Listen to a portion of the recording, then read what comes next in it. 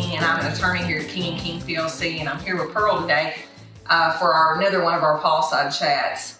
First off, I want to explain to you some of the guideline changes to the Tennessee Child Support Guidelines that took effect May the 10th of 2020. This is really some of the first significant changes to the guidelines in this state since the income sharing model was implemented in 2005.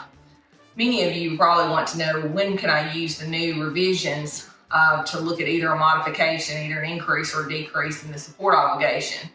So from now from May the 10th until November the 9th of 2020, you'll have to show two things. First, you'll have to show that there's been a 15% either increase or decrease that's warranted, and this is considered to be a significant variance. And whether that exists when the numbers are run under the worksheet.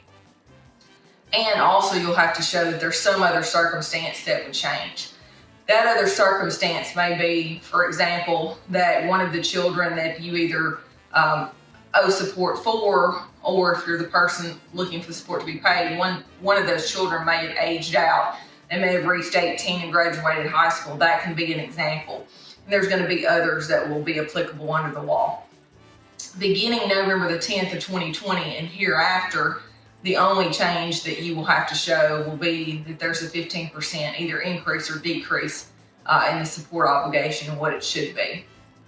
Secondly, there is some distinction now in the revised guidelines for what would constitute a day.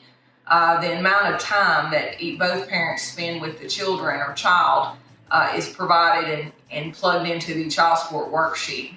Previously, there really wasn't clarity on what would constitute a day. If you are someone that spends a routine, regular amount of time with your children or child, that it may not be a full 12 hours or more, the guidelines will allow the hours that are routinely spent with children to be combined and considered a day on the worksheet now. In addition, the prior guidelines, if you were someone who had been incarcerated, would deem you to be voluntarily underemployed under the law. The revisions to the guidelines now say if you were someone who was incarcerated, that will not in and of itself, without something else, constitute the court deeming you to be voluntarily underemployed. In addition, if you are enlisting with the military and you find that results in a reduction in your income, that in and of itself will not constitute you being found to be voluntarily underemployed. Finally, we've had several people over the years that either due to a benefit for the coverage, due to a cost, maybe it's just the fact that the deductible is a better deductible or just a better overall plan, that a step parent will add the children or child to their medical, dental, and vision insurance plan.